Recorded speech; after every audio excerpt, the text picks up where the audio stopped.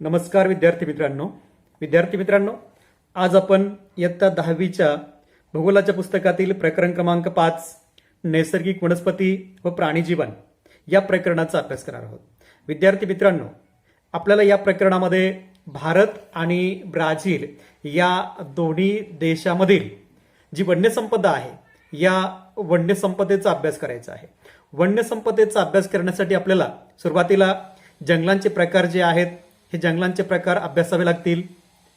कोणत्याही प्रदेशाचं भौगोलिक स्थान म्हणजेच विषुववृत्तापासून तो प्रदेश किती दूर आहे किंवा विषुववृत्ताच्या किती जवळ आहे, त्याचबरोबर त्या प्रदेशाची समुद्र सपाटीपासूनची उंची, त्या प्रदेशात पडणारं वार्षिक सरासरी पर्जन्य आणि त्या प्रदेशातील वार्षिक सरासरी तापमान या सगळ्या घटकांचा या गोष्टींचा त्या प्रदेशातील जंगलांच्या वरती जंगलाच्या वितरणावरती परिणाम होत असतो।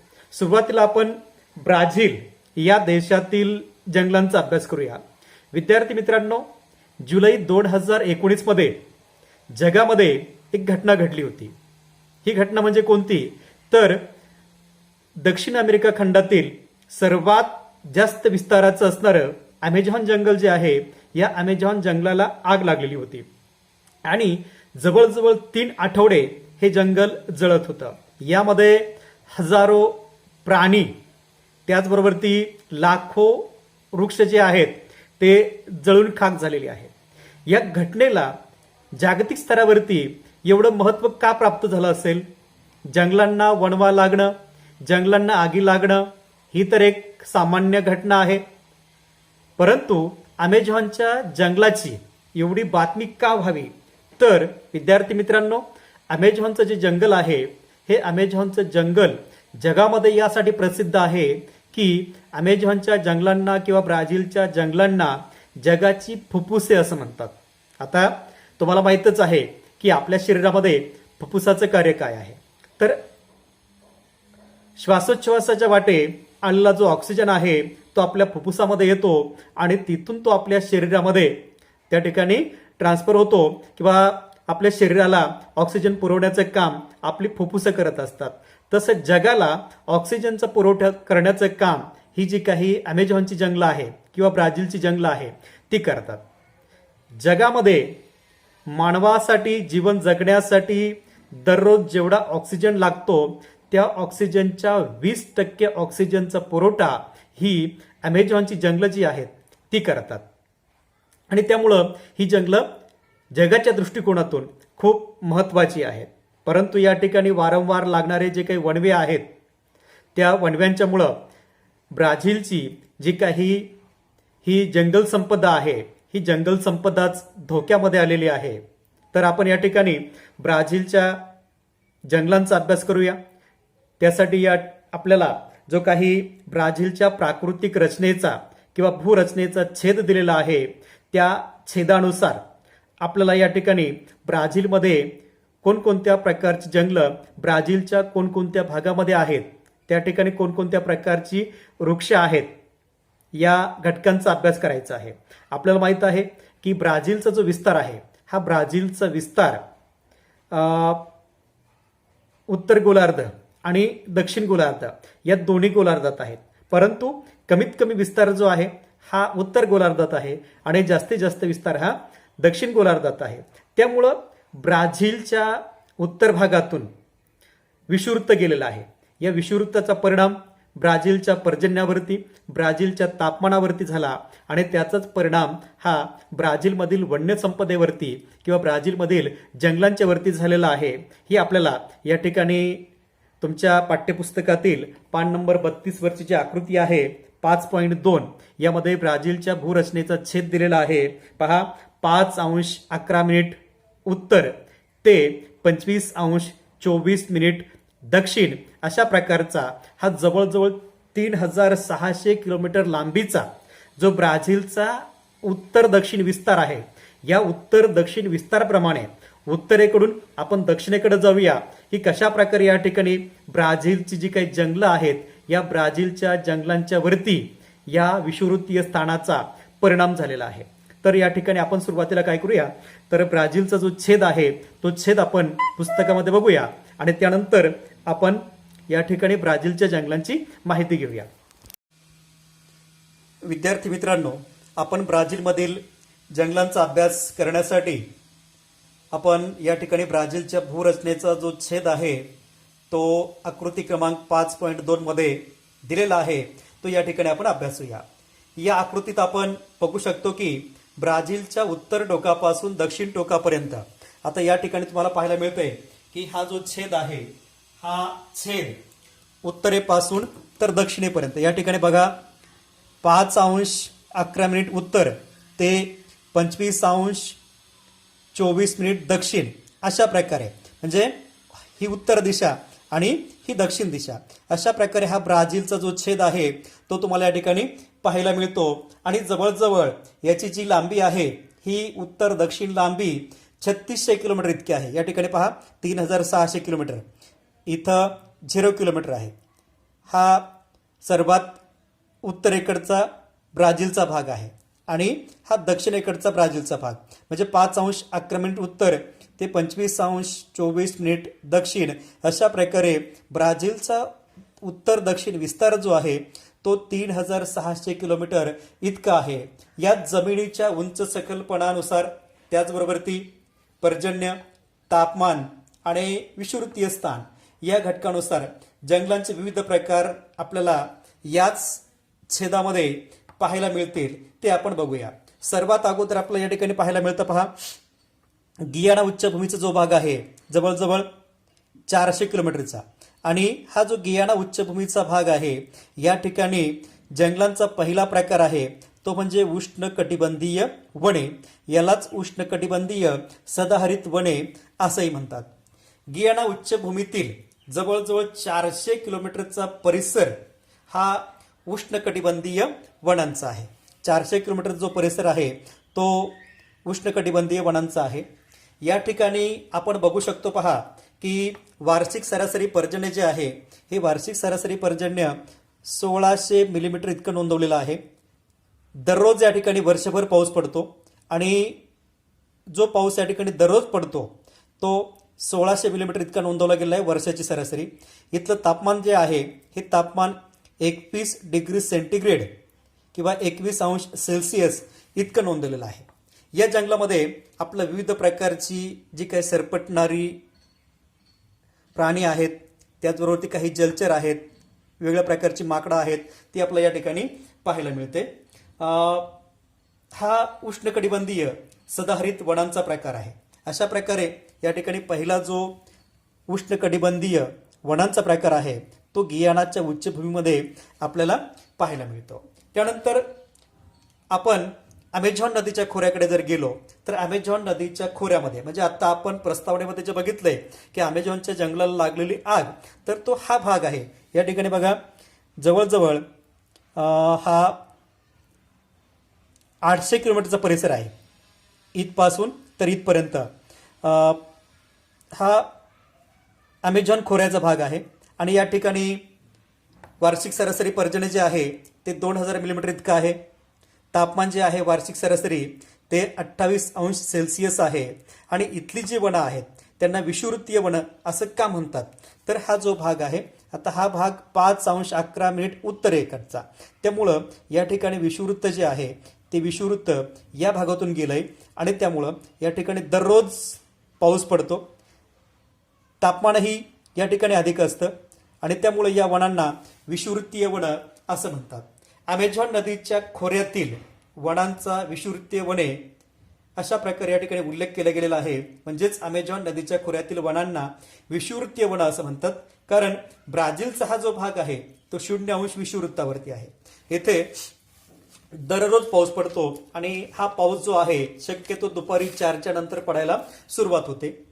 वार्षिक सरासरी पर्जन्यमान 2000 मिलीमीटर अशा प्रकारचं आहे. विषुववृत्तातील हा भाग असल्यामुळे साहजिकच इथलं तापमान जे आहे ते जास्त आहे आणि त्याची सरासरी नोंदवली गेलेली आहे 28°C, म्हणजे कधी जास्त होत असेल, कधी कमी होत असेल, परंतु याची वार्षिक सरासरी जी काढलेली आहे ती 28°C इतकी आहे. येथे पाऊ ब्राझील, एबनी, महोगनी, रोजवूड या प्रकारच्या अतिशय उंच वाढणाऱ्या रुंदपर्णी सदाहरित वनस्पती आढळतात. येथे जवळजवळ 3000 प्रकारच्या वनस्पती आपल्याला या जंगलामध्ये पाहायला मिळतात. ब्राझीलमधील सदाहरित वर्षावनांच्यामुळे वातावरणात मोठ्या प्रमाणात प्राणवायू उपलब्ध होतो. आपण प्रस्तावनेत जे बघितलं होतं की ब्राझीलच्या जंगलांना जगाची फुफ्फुसं असं म्हणतात किंवा अमेझॉनच्या जंगलांना जगाची फुफ्फुसं असं का म्हणतात, तर या ठिकाणी त्याचा उल्लेख आलाय पहा की ब्राझीलमधील सदाहरित वर्षावनांच्यामुळे वातावरणामध्ये मोठ्या प्रमाणात प्राणवायू जो आहे तो उपलब्ध होतो आणि ही वनं काय करतात तर वातावरणामधील CO2 किंवा कार्बन डायऑक्साईड शोषून घेतात. जगाला किंवा जगातील लोकांना जेवढ्या ऑक्सिजनची गरज आहे त्याच्यापैकी जवळजवळ 20% ऑक्सिजनची निर्मिती करण्याचं काम ब्राझीलची ही जंगलं करतात आणि म्हणून या जंगलांना जगाची फुफ्फुसे असं म्हणतात. तुम्हाला भौगोलिक कारणं द्या यामध्ये प्रश्न विचारला जाऊ शकतो की ब्राझीलच्या जंगलांना किंवा अमेझॉनच्या जंगलांना जगाची फुफ्फुसं असं का म्हणतात, तर या गोष्टी त्या ठिकाणी नमूद करायच्या आहे की जगाला जेवढा ऑक्सिजन लागतो त्याच्या 20% ऑक्सिजनची निर्मिती करण्याचं काम ही जंगलं करतात. त्याचबरोबर ती CO2 शोषून घेण्याचं काम ही जंगलं करतायत आणि त्यामुळं या जंगलांना जगाची फुफ्फुसं असं संबोधलेलं आहे. त्यानंतर ब्राझीलमधील तिसरा जंगलांचा प्रकार आहे तो म्हणजे पानझडी वनं. आता नावातच आहे पानझडी. पानझडी म्हणजे काय, तर ज्या ठिकाणी पर्जन्यमान कमी असतं, म्हणजेच जिथे उन्हाळा आणि पावसाळा अशा प्रकारचे वेगवेगळे ऋतू असतात. आपण वरचे 2 जे जंगलांचे प्रकार बघितलेत त्यामध्ये आपण गियानामधलं उष्णकटिबंधीय वनं बघितलीत आणि अमेझॉनच्या खोऱ्यातील विषुववृत्तीय वनं बघितली. तर ही दोन्ही वनं जी आहेत ही दररोज पर्जन्यमान ज्या ठिकाणी होतं त्या प्रदेशातील आहेत आणि म्हणून ही सदाहरित प्रकारची वनं आहेत.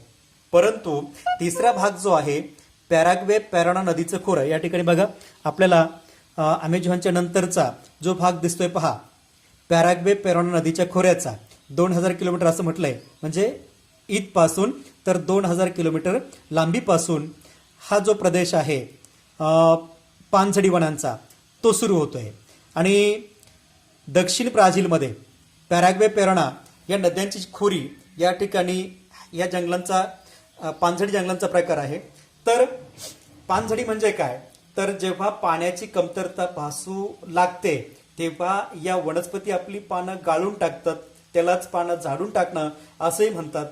या जंगलांना पानझडी वनं असं म्हणतात.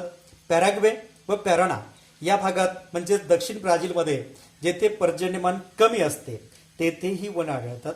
येथे सरासरी तापमान 21°C आहे. पहा या पॅराग्वे पॅराना नदीच्या खोऱ्यामध्ये सरासरी तापमान जे आहे ते 21°C आहे आणि पर्जन्यमान 1500 मिलीमीटर आहे. परंतु हे जे पर्जन्यमान आहे तर हे दररोज पडणारं पर्जन्यमान नाही, तर या ठिकाणी उन्हाळा आणि पावसाळा अशा प्रकारचे 2 ऋतुमान तयार झालेले आहेत आणि त्यामुळे या ठिकाणी पाण्याचं दुर्भिक्ष्य इथल्या वृक्षांना जाणवतं आणि त्यामुळे ती आपली पानं झाडून टाकतात.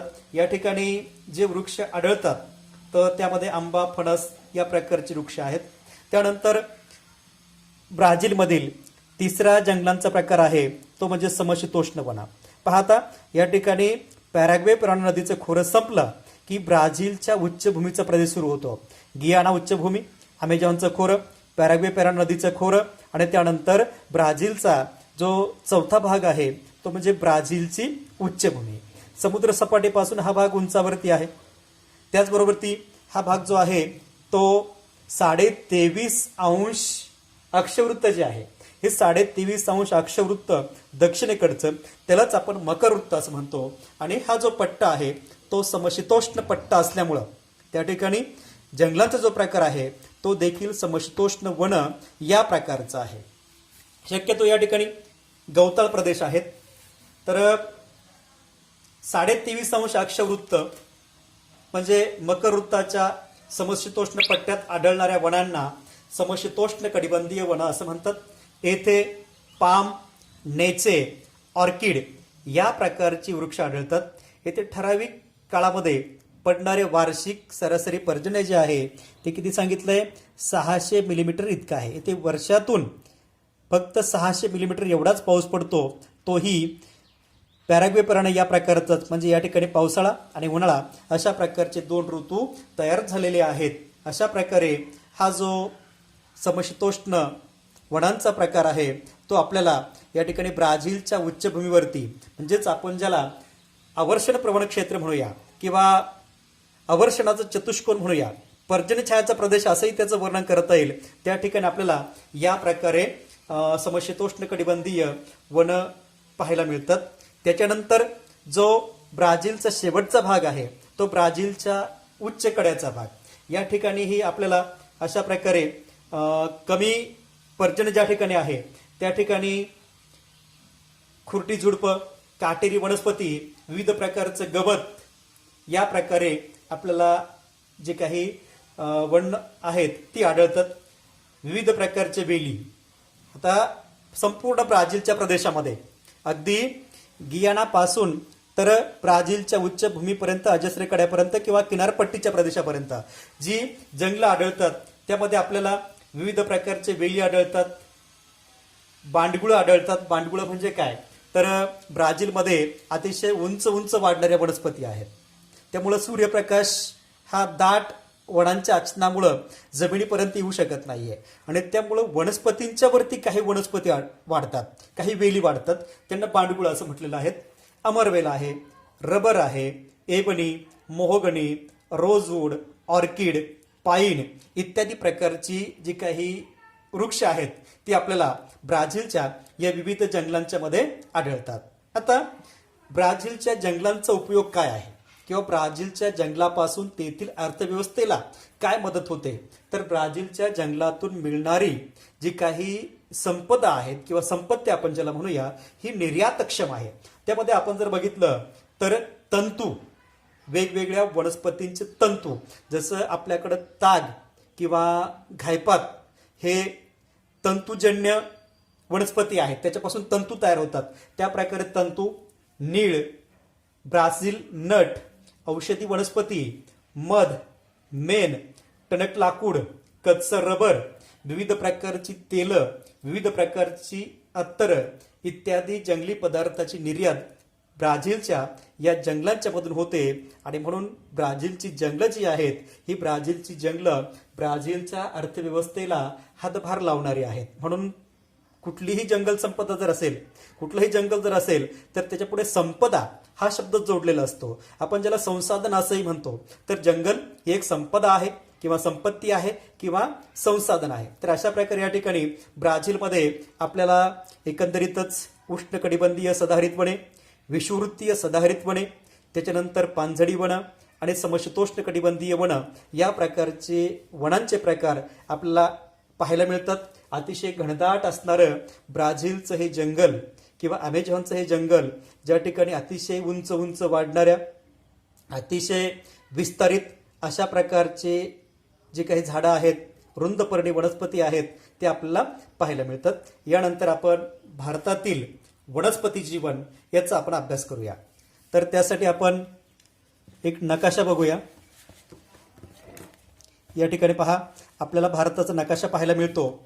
भारताच्या नकाशामध्ये आपण बघू शकतो की सदाहरित वनं, पानझडी वनं, काटेरी झुडपी वनं, हिमालयातील वनं आणि समुद्रकाठची वनं अशा प्रकारे या ठिकाणी विविध रंगछटांच्या सहाय्यानं आपल्याला भारताच्या नकाशामध्ये भारतातील जी काही जंगल संपदा आहे किंवा भारतातील जी काही जंगलं आहे त्यांचं वितरण दाखवलेलं आहे. सर्वात अगोदर आपण सदाहरित वनांचा अभ्यास करूया. पहा, सूचीमध्ये दाखवलेलं सदाहरित वनांचं क्षेत्र, या ठिकाणी पहा आपल्याला सदाहरित वनांचं क्षेत्र पाहायला मिळतंय. हा भाग कोणता आहे, तर हा गंगेच्या मैदानी प्रदेशाचा उत्तर भाग आहे. त्याचबरोबर ती ब्रह्मपुत्रेचं मैदान आहे. गंगा आणि ब्रह्मपुत्रा या दोन नद्यांच्या खोऱ्यामध्ये आपल्याला अशा प्रकारे या ठिकाणी सदाहरित वनं जी आहेत ती पाहायला मिळतात. आता या प्रदेशात सदाहरित वन का आहे, तर वार्षिक सरासरी पर्जन्यमान 2000 मिलीमीटर पेक्षाही अधिक इतकं पर्जन्य ज्या भागात होतं, त्याचबरोबर ती जिथं भरपूर सूर्यप्रकाश असतो अशा ठिकाणी अशा प्रकारची सदाहरित वनं जी आहेत ती वाढतात. या वृक्षांची पानं रुंद असतात. सदाहरित वनस्पती ज्या आहेत या सदाहरित वनस्पतींची वैशिष्ट्य आहेत की या वृक्षांची पानं रुंद असतात, हिरवीगार असतात. याचं लाकूड कठीण असतं, जाड असतं आणि अतिशय टिकाऊ असतं. उदाहरण जर आपण बघितलं तर मोहगणी, शिसव आणि रबर ही सदाहरित प्रकारच्या जंगलातील काही वृक्ष आहेत. त्यानंतर पुढचा जंगलांचा प्रकार आहे पानझडी वनं. आता पानझडी आपण ब्राझीलचा अभ्यास करताना पानझडी वनं आपण बघितलेली आहेत की जिथं 2 प्रकारचे ऋतू असतात, उन्हाळा आणि हिवाळा. जिथं पाण्याचं दुर्भिक्ष जाणवतं अशा ठिकाणी पाण्याचं दुर्भिक्ष जाणवू लागलं की वनस्पती आपली पानं झाडून टाकतात, गाळून टाकतात. त्यांना पानझडी जंगलं असं म्हणतात. अशा प्रकारे भारतातही आपल्याला या प्रकारची पानझडी जंगलं जी आहेत ती पाहायला मिळतात. वार्षिक सरासरी पर्जन्यमान 1000 ते 2000 मिलीमीटर पर्यंत जिथं आहे तिथं अशा प्रकारची पानझडी वनं आढळतात. पाण्याचं दुर्भिक्ष जाणू लागलं की वनस्पती आपली पानं गाळून टाकतात. याच्यामध्ये उदाहरणार्थ साग आहे, बांबू आहे, वड आहे, पिंपळ आहे. म्हणजे आपल्या प्रदेशामध्ये, आपल्या मराठवाड्याच्या प्रदेशामध्ये जी काही झाडं आपण बघतो ती झाडं या ठिकाणी आहेत. या वनस्पती साग, बांबू, वड, पिंपळ या वनस्पती आपल्याला या जंगलामध्ये आढळतात. आता भारताचा आपण जर नकाशा बघितला तर भारताच्या नकाशामध्ये हा जो आपला द्वीपकल्पीय पठार किंवा गंगेचा दक्षिणेकडचा जो भाग आहे या भारताच्या द्वीपकल्पीय पठारावरती अशा प्रकारची पानझडी वनस्पती जी आहेत ही आपल्याला पाहायला मिळते. त्यानंतर भारतातील वनांचा तिसरा प्रकार आहे तो म्हणजे काटेरी झुडपे. पाहता या ठिकाणी हा जो भाग आहे हा राजस्थानचा भाग आहे, आरवली पर्वताचा. त्यानंतर हा कच्छचा भाग आहे, कच्छचं रण आपण ज्याला म्हणूया. त्यानंतर महाराष्ट्रातील मराठवाडा, त्यानंतर आंध्र प्रदेश आणि खाली तमिळनाडू. तर हा जो एवढा भाग आहे हा काटेरी वनांचा आहे. भारतात पर्जन्य छायेच्या प्रदेशात जेथे दीर्घकाळ कोरडा उन्हाळा असतो व पर्जन्यमान वार्षिक सरासरी केवळ 500 मिलीमीटर इतकं असतं तर अशा भागामध्ये आपल्याला काटेरी व झुडपी वन आढळतात. या प्रकारची जंगलं आढळतात.